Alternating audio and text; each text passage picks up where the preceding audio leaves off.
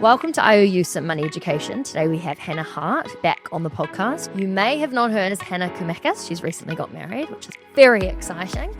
And she is kind of the poster child for all things money, budgeting, personal finances. On today's episode, we are going to be talking about how you save towards short-term goals. So that could be anything from a house, maybe a holiday, a car, an engagement ring. Something else that we're going to be talking about is an emergency fund, which I would say is quite possibly one of the most important short-term goals. But not only that, we're also going to be looking at your immediate short-term goals, maybe like mini goals, and then also your long-term as well, and how they can be a little bit more easy to start saving for. If you want to learn how to implement everything that we're going to talk about in this episode, and you want it in more granular detail in terms of from the beginning, how do you budget, all the way through to investing towards like long-term investment. So how do you invest in the stock market? We have the perfect beginner money course. It's called IOU Some Money Education, The Practical, and you can find all the details for that in the podcast show notes. We recorded this with Lucy Blackiston from Shit You Should Care About. It's practical, it's easy to follow, it's really fun, and it's actually super affordable. So for all of those details, look in the show notes. This episode of IOU, Some Money Education, is proudly brought to you by the Bank of New Zealand. When you're just starting out, managing your money should feel easy so that you can focus on winning at whatever you're doing. Whether you're flatting, saving to travel, or making a career move, they have all the tools to help you master your money from the get-go. Thanks so much, the Bank of New Zealand, for making IOU, Some Money Education, possible. Don't forget to check out IOU, the practical lessons, to put what you're learning into practice. Find the details in the podcast show notes. Hannah, I don't know what we're going to do when we've got no more episodes to do with you. I'm like, every time we record them, I learn heaps. Our producer, our whole team's like, oh, I love Hannah. She's so amazing. For anyone that didn't listen to our last episode on side hustles, highly recommend. Very good for getting more money in the bank account. I also think you're probably the most prepared, passionate person I've ever had on this podcast in terms of like really wanting to make sure your facts are right, that you do a good research job. I'm obsessed. I love it. So thank you for coming on again. Oh, it's been so fun. I have been so looking forward to jumping on again and talking about this next episode, which should be good. I know. I think so. Just to set the scene before we get into what we're actually going to be talking about today, I don't know if you've spoken about this publicly, but can we mention the fact that you are officially married? Crazy. I know. I've seen it one time. Thank you. So exciting. It's actually funny. I do have to tell the story, I think, because it's quite good. Yeah. So basically, Hannah and I DM, like we message. We probably should take it to WhatsApp because the whole Curve team can see our DMs. Anyway, I was messaging Hannah about something and I can't even remember what. And there was this flash of this diamond that came across the screen, and I thought, that's a very nice ring. And also that appears to be on the engagement finger. And I replied to her saying like, excuse me, are you engaged? What's going on? And she was like, no, mate. I was like, I like to pretend sometimes. This episode today, we're going to be talking about saving for short-term goals, which I think is probably the most confusing, overwhelming part. It sounds weird because you would assume that it would be investing and the long-term investing that gets people, but I actually really think that it's short-term goals. So today's episode, we are going to be really focusing on how you can save towards a specific goal. Yeah. And I feel like the perfect person to speak to this is someone who has saved, budgeted, been aware of what you're spending from such a young age. You've gone through all different types of savings goals. You know, when you're 10, you're saving for something that's very different to what you're saving for at 20 and 25. And so today we're really going to be drilling down on how you actually A, figure out what you want, B, how to get there, where the money goes, how you should think about it. We're going to go into quite granular detail. But before we get into it, I just wanted to mention for anyone that did listen to the last episode that we did with Hannah when we spoke about side hustles, this was such a loved episode by the Curve team and by so many people who listened. If you did the extra credit, which we set last month, was just to see, could you bring more money in? Can you comment wherever you're listening or send us a personal note to say what you tried, if it worked, if it didn't? Because I do think expanding your mind to think about how can I bring more in rather than just how can I save and be really clever with what I've got is such a powerful mindset. Whether it's you got to pay rise, whether it's you found something to earn a bit of extra money, one day a week. Would love to hear if anyone's actually gone in action to that. But yeah, before we get into it, are you in the red or the green this month? Never, not in a million years, absolutely not. Either red, Green with envy. or green. I'm imagining probably we're in the green. I mean the red, given what's happening in your life. I'm very, very much in the red, eh? Like, I think every single episode I've been in the red, because renovating, bit of wedding stuff as well. And then, because we've officially merged together. Right. And so that's really fascinating. We've now got a joint bank account. So it's really interesting. But we are, unfortunately, a little bit in the red, but we are looking up from here, though. So you've never had a combined financial, not an account or anything until you were married? Yeah. It's crazy. It's so Because I think you're probably the most financially literate person of your age I've ever spoken to. Was that a conscious decision in terms of, let's just not combine this, let's have shared goals and work towards things together, but let's not combine officially until we're married? Was that a really conscious decision? Well, we actually had combined just before, because we had switched to BNZ. So BNZ were our new banks when we then bought a house together, and we bought a house before we were actually married. And so it was just so much easier. I was like, look, we're getting married in literally 2 or 3 months. I know that we're going to get married and merge our accounts. We may as well merge our accounts now. So technically we had merged earlier, a few months earlier. So now we're only kind of now getting to the stage of going, okay, cool, we're merged. How does it look like? How does budgeting look like? Tomorrow we're actually going to sit down and work out how does our budget look together, which is going to be really interesting. And Wait, so I'm excited. You've never done this before? Not with him, no. This is like, it's exciting stuff. It's so funny. The only person to ever be that excited about their shared budget. Do you think you guys have similar approaches to savings goals? Yeah, I mean, in the last, however long you guys have been together, has that been something that you've seen in action? Because it is, a lot of people say your partner is the biggest financial decision you'll make. And maybe because this episode is specifically about saving towards goals when it came to the wedding or other things. Yeah, how did you make sure you're on the same page with how you approach stuff like that? No, so he is very good at saving as well. So we both are very aligned with our money kind of goals. I have obviously so many more bank accounts. And I remember when I first joined up to BNZ and I had to create all the accounts, it was literally like the best day of my life. Creating all the different accounts, adding all the different photos. It was so good. And it's funny because I had photos of all of me and my husband, and then whenever I screenshot and posted online to TikTok, I had to edit all the images and take off all the photos of me and my husband and then re-put them back on again. So I just love it so much. Like, it looks so beautiful. But we're fortunate that we're both very, very similar, very aligned with our goals. And so now looking forward, tomorrow is literally the day we're going to sit down and go, what holidays do we want to do? We want to do Japan in 2028. Okay, how do we save for that? So literally tomorrow is the day. So I'm really excited to talk about this through the podcast because I'm also journeying with the audience as well. This is so exciting. I'm really looking forward to this. And actually, because I'm in a similar position where, like, I don't know, I think as someone that has, learned about money and spoken about it for a really long time on the podcast, it's so interesting to watch myself in a relationship dynamic. It's still super early for us, but like financially, in terms of the idea of being on the same page, it's really funny how I know things theoretically, but putting it into practice with someone else is a whole nother thing. And I think this will be super helpful for anyone, whether you're single, whether you're in a relationship and you have been for a long time, and maybe you're like, we could probably approach joint goals better. There's so many different ways that you can interpret this. Hopefully it'll be really helpful for a lot of people. But I would just like to, before we get into the goal part, quickly touch on the emergency fund piece, because I think that really is the first big goal that most people, I mean, obviously we're not telling people what to do, but really a financial buffer, some kind of FU fund, your emergency fund is so, so, so important. If you don't have that already, that should be what you focus on in terms of taking what we talk about today and implementing it into that first big goal. Maybe a fresh perspective from someone else who's built one is quite helpful to hear, but for me it was like quite life-changing. Yeah, no, 100%. I think when people first think of an emergency fund, they get really daunted really quickly because they're like, oh my gosh, I need to have 6 months of my salary. I just don't have that. I'm going to give up. I'm not even going to bother to start. And so I think that's the danger, is people think it needs to be this massive amount, which, yes, theoretically, that would be amazing, but you have to start from somewhere.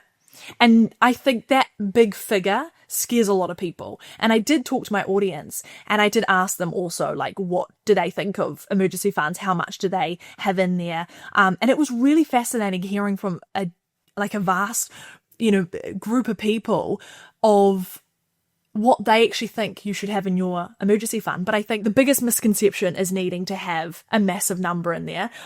But honestly, you just need to start small. So what we talk about at the Curve, and I don't know if this is different to what you teach, but we say generally 3 to 6 months is optimum. It's completely different for everyone. If you have 10 children and your base costs are enormous, the emergency fund you probably need is going to be bigger than someone that has no kids, is not married, Totally. doesn't have a mortgage, etc., etc. So it's completely personal. But yeah, I think your point of saying a lot of people think they need their whole salary for 3 months or 6 months, it's not that. It's just the things that you have to pay for before, so for example, if you had no money coming in, what are the things you absolutely need to pay for to be happy, healthy, able to stay in your house, etc.? No, 100%. I do agree with you as well. 3 to 6 months is really important.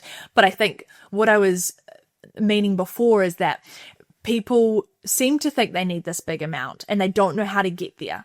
It's this abyss of going like, how am I going to get there? So I think what's really important is potentially we really quickly run through how to work out that figure. It's a short-term savings gone away, but it is probably your most important one. Like, yes, going on a holiday to Italy or getting a beautiful engagement ring, all those things are really important. But the psychological safety of knowing that you can get yourself out of any situation is priceless. And it's just, I don't know, it's revolutionary having this money there that you're like, oh, I know I'm going to be okay.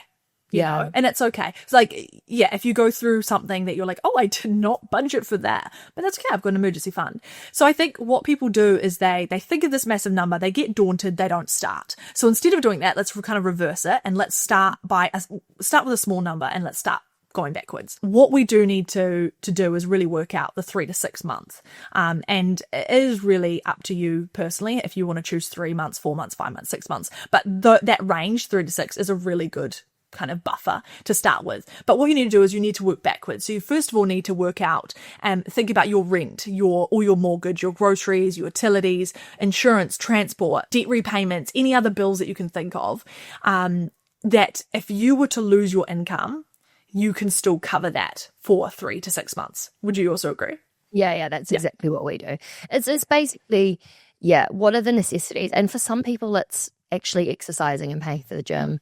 For some people, they absolutely need therapy. But yeah, it's essentially what are the things that you really feel like you need, not that you want. And what I would say is, Hannah saying you could do sort of 3, 4, 5, 6, whatever works for you. For me, coming from a place of quite a lot of scarcity, it's really easy for me to edge into thinking I need 4, 5, 6 months. Sometimes zooming out from your situation and actually saying, what is risky right now for me? If your job feels precarious, maybe you do want to have a bigger emergency fund. Maybe you want to leave your job, having a larger emergency fund. If your relationship's a bit shaky and you're like, actually, do you know what? I think I want more. There's so many different reasons why you might want to edge towards 6, but I do think don't get stuck on needing more and more and more in cash, because you're not going to be able to grow your wealth fast or even get onto other short-term savings, which we'll get to in a second, if you're constantly focused on just having as much money as possible in cash for an emergency. But yeah, I think like if we were to go back to making sure that you've got all those amounts that we talked about. And like you said, it could be fitness and those things that you're like, I do need this. What you need to do, and we talked about this on one of the podcasts as well, was adding everything together. And so say if that for a month is $3,000 and you are going, okay, I'm going to do 3 months. So 3,000 times 3 months, that's $9,000 that you should ideally have. So I think it's really important when you're thinking of an emergency fund, try and get that number. And then try to work backwards on how can I start to get that number? How can I start to reach that? So for me, I actually only put aside like $100 a month, which wasn't amazing, to my emergency fund.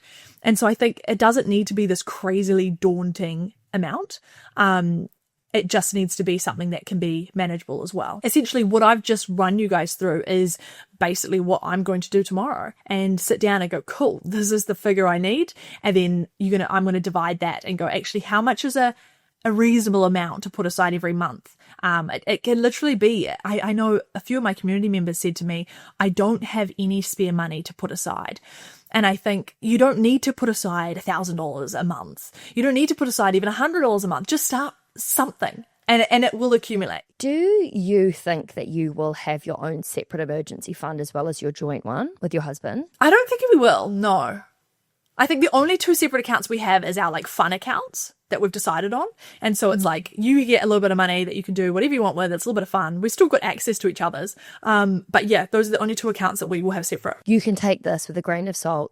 Absolutely say not interested. I am very aware I'm not going to do it. But something that has come up a lot with so many different people that I've interviewed on this podcast is the idea of having your joint emergency fund for sure, but also having your own one should shit absolutely hit the fan.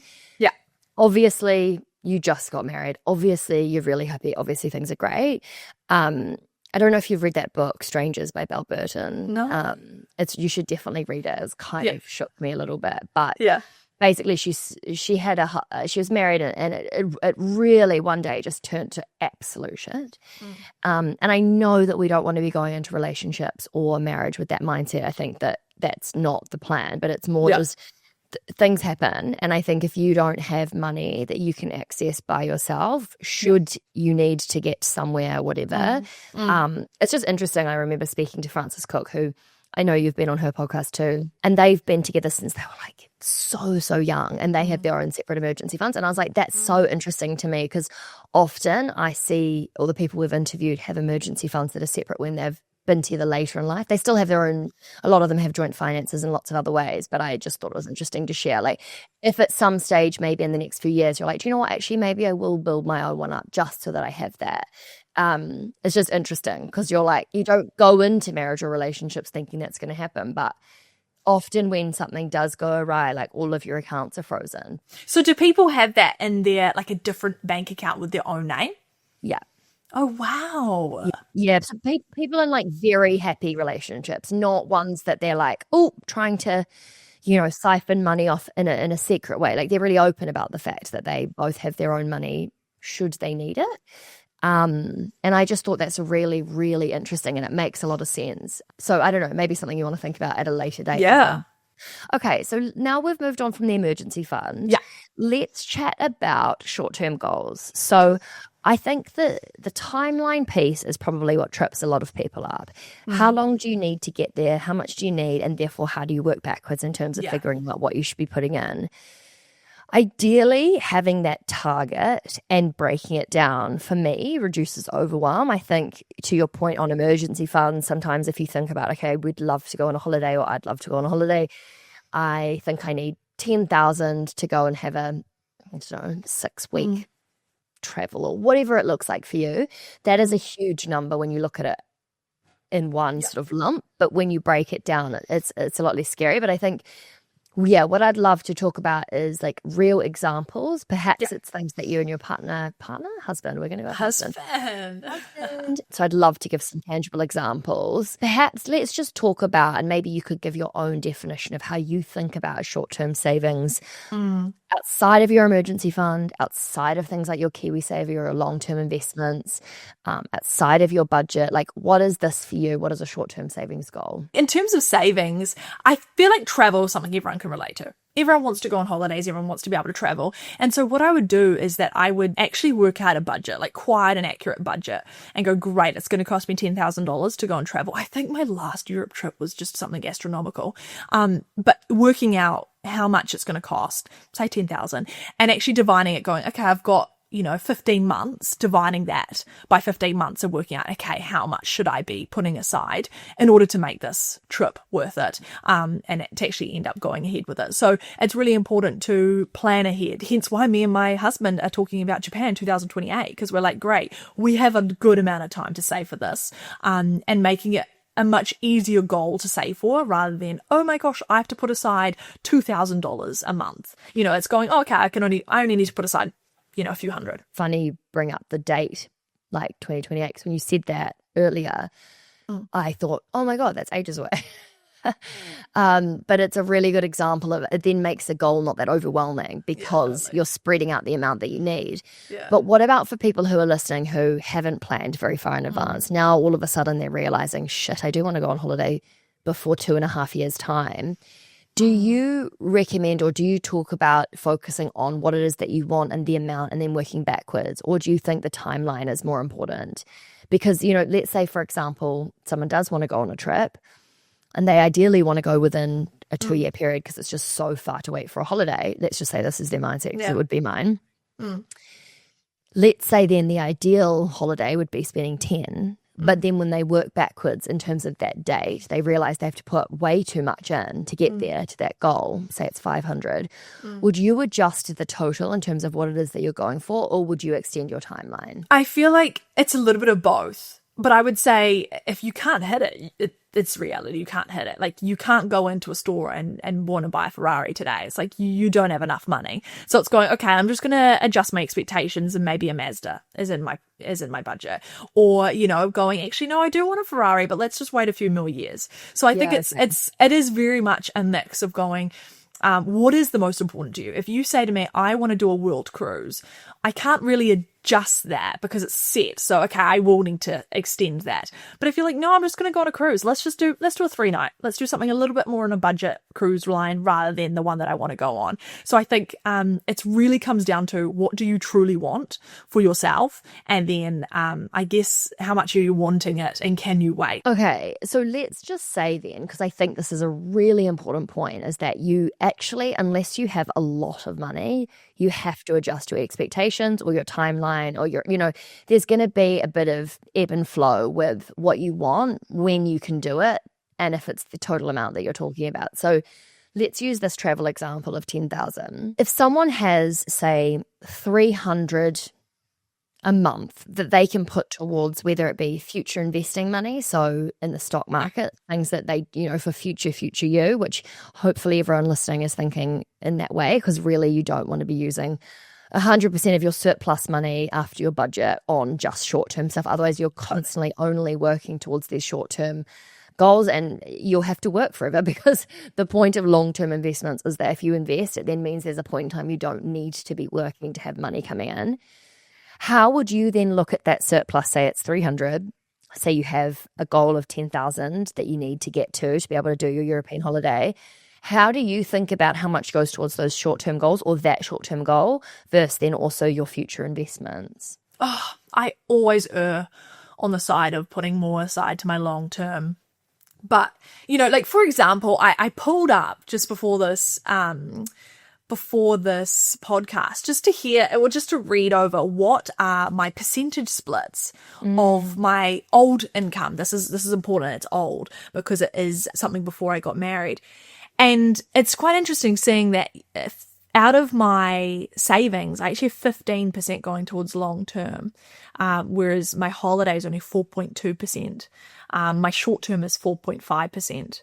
So you can see a big hefty chunk is towards long term, but I am in a very different position to other people. So did you say 15% of your overarching salary or money coming in is going towards your long term?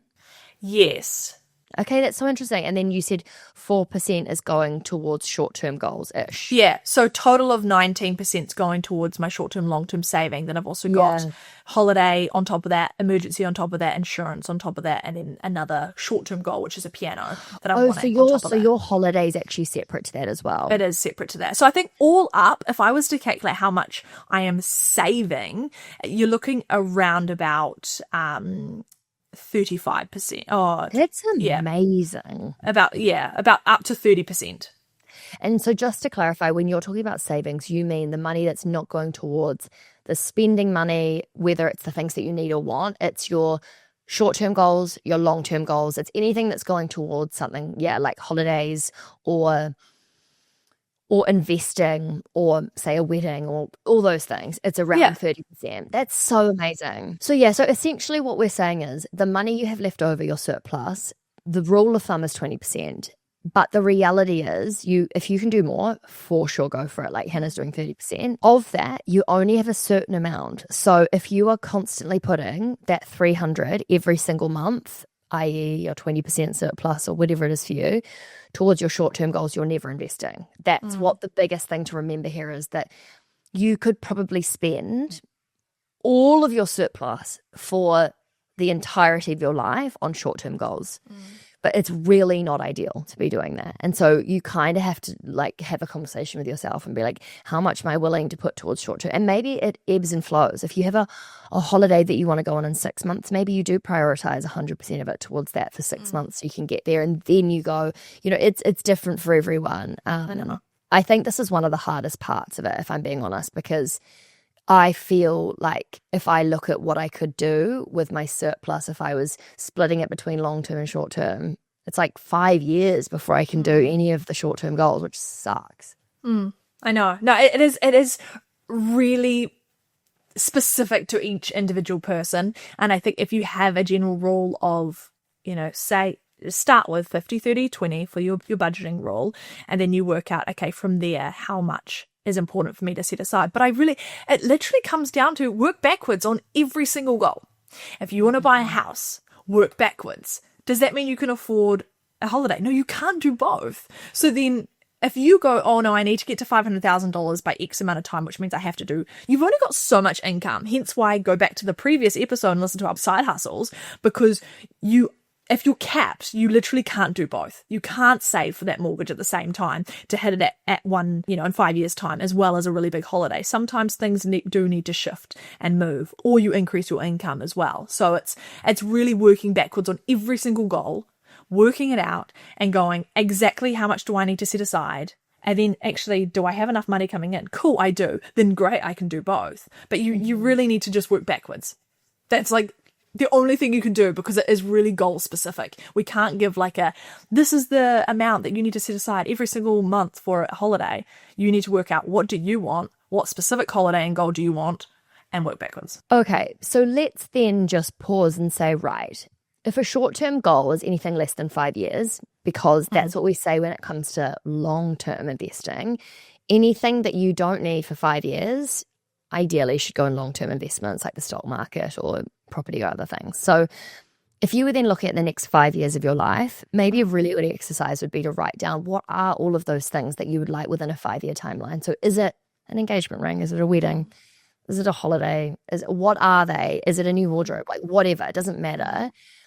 But actually think of it in a 5-year timeline, not just the next year, because I think that then when you look at what those totals are, and then let's say you've got 4 short-term goals within the next 5 years, write down what you need for each of those. You add those up, you're going to have to then work backwards. And the reality is, and what you're saying is, a lot of the time you can't do all the things you want to do in the timeline, and you actually just have to prioritize. Yeah. So then it's probably about ordering it. What are the most important goals?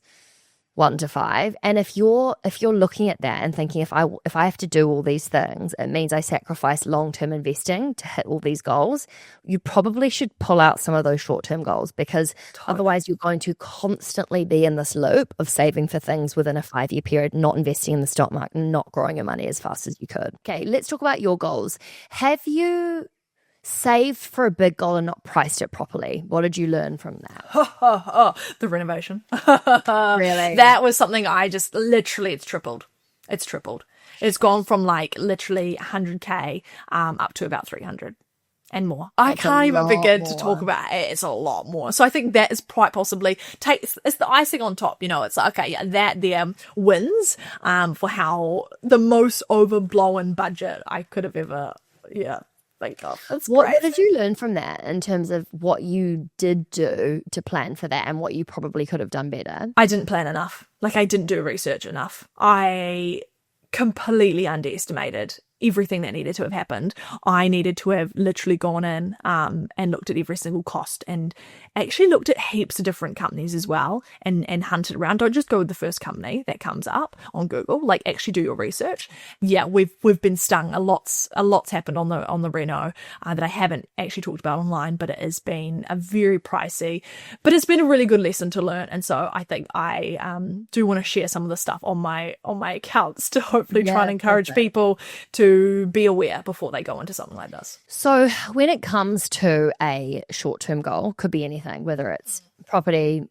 What are some other better examples of short-term goals? So I asked some of my audience what they were also saving for. Okay, great. So quite a lot of them said a house, which isn't really a short-term goal, but quite a few weddings, which is interesting, really cool. Saving for kids, that could also be a short-term goal. Like really, IVF, upgrading for their car, a Euro summer, a lot of new cars. So those are some, yeah, I know. So those are some like short-term goals, which are also quite relevant for, I think, a few people as well. So if you were to look at those goals and you were to figure out how much you think you need for them, what would you add in terms of a percentage increase from what you think you need based on past experiences of accidentally blowing out? Because I think that's something that's worth talking about as a buffer. It's quite like item specific, I feel, but I feel like you do need a relatively good leeway. If you were to look at, say, something like IVF, and let's say you were told you need 15,000 or 20,000,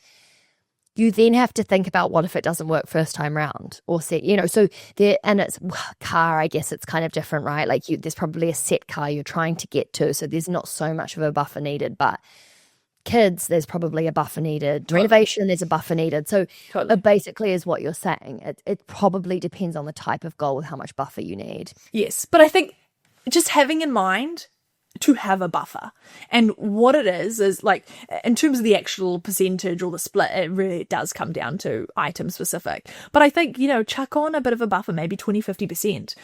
Renovation, times it by 3.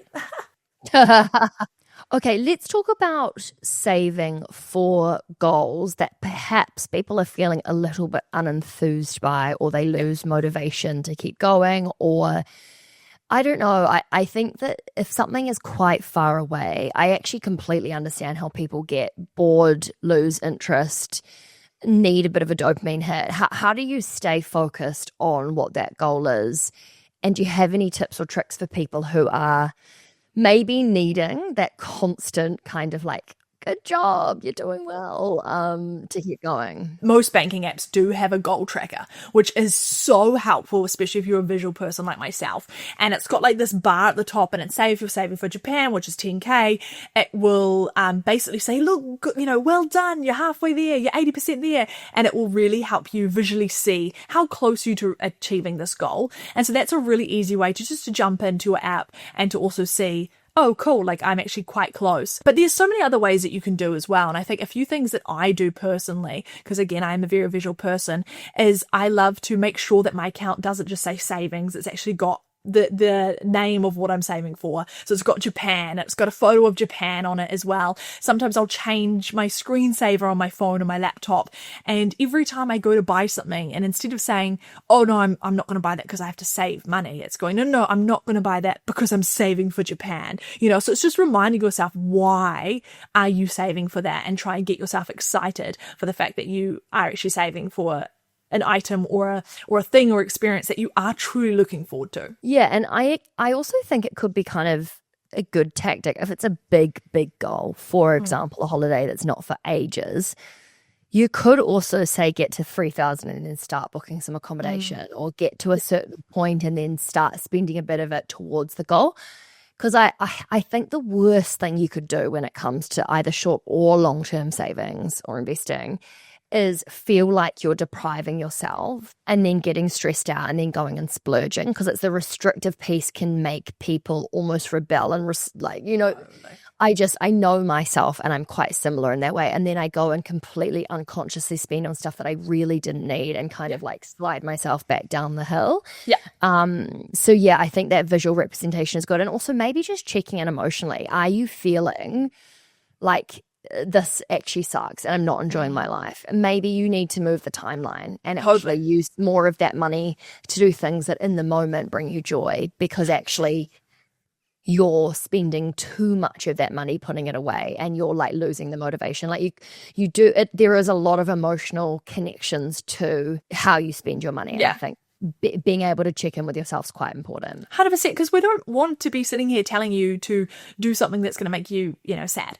and depressed. Like we're not wanting that. So it's like, okay, budgeting, and I say this as budgeting shouldn't be about, being, stingy and constrained. It should be about having this freedom and flexibility of your money and being able to have visibility of your money as well. So I think we're wanting you to also try and sit there and work out, okay, what actually is important to me? Is that thing bringing me joy? Is that saving for that? Is that bringing me joy? Actually, maybe I need to revisit the split and actually give myself a little bit more shopping money because that's what gives me joy. It's like we're not trying to make you live this sad life. I will say short-term goals that for me, I think make me feel, if I've got several short-term goals and kind of what you talk about with splitting your payoff. So for example, for me, if it's a short-term goal of something to do with beauty, like I really want to buy a new shampoo and conditioner or whatever, if I have that money going to my beauty account, and then I have enough to and spend it on new shampoo and conditioner, I get that hit of spending. So I think there's also like you can kind of differentiate between short-term goals, like stuff that is not such a big deal. It might be a new top or it might be whatever. And then your more long-term, short-term, like a saving for a holiday. Totally. And then your long-term, like you're investing. So I think it's just making sure that there's enough of those shorter-term things that are bringing you joy so that you're not Dopamine hits. everything. Yeah, exactly. Totally. Because it is true. Everyone needs them. Let's do it. Let's call a new account short term. Mini goals? Mini goals. We'll work on the creativity around that one. Cash and burn.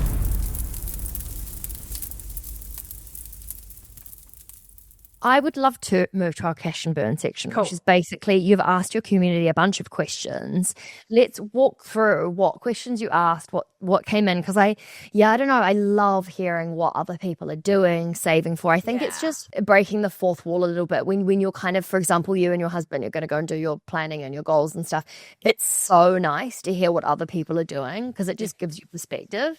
I know. So what were some of the questions you asked? So I asked them, do you have an emergency fund? The split was 65% yes, 35% no. Pretty good, honestly. That was pretty good. Like, I was like, okay, like, well done. And then I said, if yes, how much? If no, why? This was fascinating, absolutely fascinating, because I know that we kind of wanted to talk about, like, how much potentially should you have in your 20s? And a lot of these people, a lot of them are in their 20s, and I'm really impressed by what a lot of their answers. We had the average was around 10K, which is really epic. And amazing. I'm like, well done. You guys are actually amazing. We had a few 100Ks and I was like, you guys are living my dream. Literally. No, they need to invest that though. They must be not investing. It's crazy. Literally a few 100Ks and one of them was over 100K. I'm like, man, you're like, that's insane. But then we also had, 6,500, goal is 10, but also quite a few people that are just sitting at like around 1,000. 1,000's their aim. So I think the important thing with knowing about emergency funds, there's no set, you have to hit this amount. It really does come down to what have you kind of worked out that you need in your life. But I think really common is around that 10K. If someone has 40,000 here.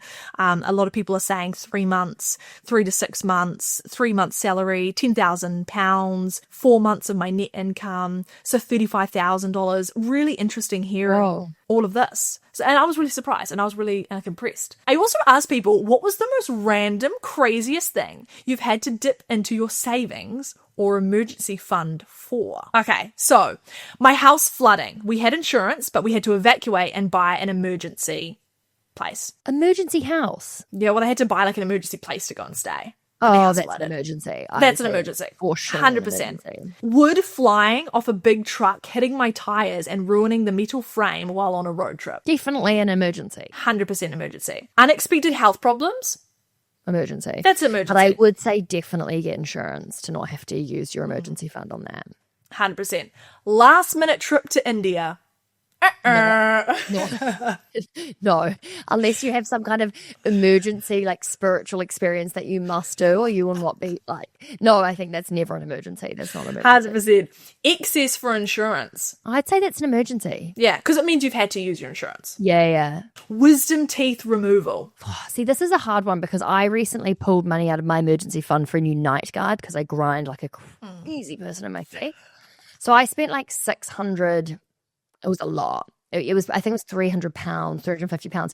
And I pulled it out of my emergency fund. And I must say, I did think at the time, I think this needs to not be an emergency fund. I think I need to have like a dental fund or better insurance, because I just like, you can technically plan for that. I feel like I have used anything dental has come from my emergency though. Oh, interesting. Okay. Because I got my wisdom tooth taken out. It did come from that. Another one, car breaking down, car battery. I feel like those are, like, to be honest, I do have a car account though, which I do think is important for like WOF or Rego. However, a car breaking down, I feel like that's emergency. That's emergency. Someone did say a new car. I would say, I'm sorry, that's not good enough for an emergency. Oh, Unless... it's so naughty. What? No one thinks that is an emergency unless that car's broken down and they're actually not able to get anywhere. 100%. But actually, you need to save for a car. A new computer. Also depends if it's an emergency from a work situation. 100%. To buy a dog. I would say, I love dogs. I love dogs too, but not an emergency. Sorry. No. To do a personal training course, unfortunately not. Eggs freezing. Oh, that's a hard one. That's a really hard. I don't think I have an answer for that. Oh man, that's hard, man. There's quite a few funerals actually, which is 100% an emergency. Concerts. Unfortunately, I know how much you want to go see JB, but no, it's not an emergency. Somewhat they know that's not a cheeky. But no, it was really interesting. Oh, this one, Dyson Airwrap. Girl, you can air dry. Serious? Did they actually say they used their money? Legit. No, that's so bad. Groceries, a speeding fine. Oh, speeding fine. I feel like that should be a bit of a punishment. It should come out of your shopping account or something. But no, that's me. I feel that is a little bit mean because I have had a speeding fine quite a bit. Maybe it's not the worst idea though. Yeah, especially if you're a chronic speeder. Look, I think this has been a really helpful, useful episode. I've really tried to make it practical because I do think, right, we talk about how to do it and the theory of it, but maybe for some people they're still like, I still totally am confused. If you're listening to this and for some reason you actually are just like, I really need practical advice or I want to do a workshop, can you either like comment where you're listening, message Hannah or The Curve? I think that if people are still question mark around this, I'd honestly love to do a half an hour workshop with someone live with a bunch of people to be like, okay, what are your goals? Let's work through this together and methodically go through and help people do it, because it shouldn't be that hard. There is also the IOU course. So if you're listening to this, and it's actually so affordable, we'll put the link to that in the podcast show notes, but we go through this in detail around how to actually do everything from your budgeting right through to short-term, long-term savings. So we did that with Lucy Blackiston from Shit You Should Care About, and it's a really practical step-by-step. But the whole point of the series, IOU in general, is to actually give you the tools to implement this and do it, not just listen and think you've learned something, but then not go and actually do it. I figured out how you're going to earn that extra credit. I think maybe extra credit for anyone listening is to actually just give it a go. Like, give it a go. Figure out what a savings goal is that you want to do in the next 5 years. Figure out the total amount and then work backwards. That sort of homework in isolation is actually not that helpful. You do really need to do your budgeting to know how much money you've got as your surplus or what your 20% is. So you probably do need to do the IOU course in all honesty, if that's kind of, if you don't know what that number is. But yeah, thank you so much, Hannah. I always find these episodes so helpful and I just love your approach to all things money. It's really inspiring, and I'm really looking forward to hearing how it goes with your husband. Like, I don't know if we'll have time for it, but like, it would be kind of fun to do another one and to find out like how that went, because I think the difference in doing goals with a partner is so different to doing it on your own. No, 100%. No, and I love today as well, and I think practical advice is just get started. Like, honestly, that could be a takeaway that people they come away from this episode and just go and sit down and go, you know what, I'm just gonna create that account. Every time you get paid, just chuck in a little bit of money into that emergency account and just get started, because honestly, you're going to thank yourself so much when something comes up.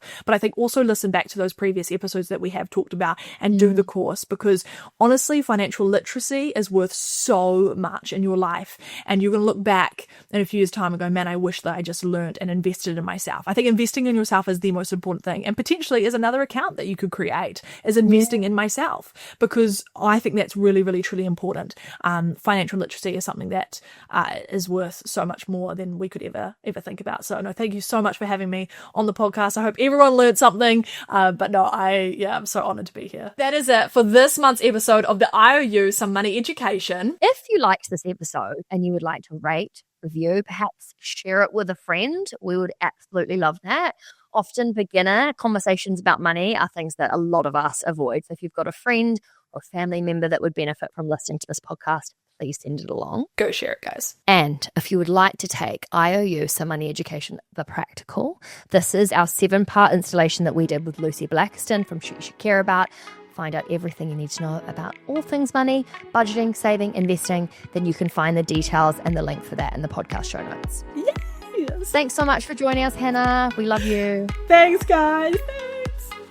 Thank you so much, the Bank of New Zealand, for sponsoring this episode of IOU Some Money Education. There is an art to starting something new. And just like any art form, you need the right tools to make it work. Whether you're flatting or you're saving to travel, maybe you want to make a career move, the Bank of New Zealand has the tools to help you master your money from the get-go. And don't forget to check out IOU The Practical Lessons to put everything that you've been learning into practice. You can find the details in the podcast show notes.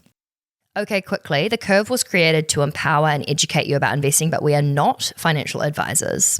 Our platform exists for educational purposes only, and it doesn't provide personalised investing advice for your individual needs and should not be relied upon to make an investment or financial decision. And always remember to do your own research before making any investment or financial decision. We're here for any knowledge and support you need, but the final call is always yours. And thanks for being here. You got this. Yeah, we know you got this.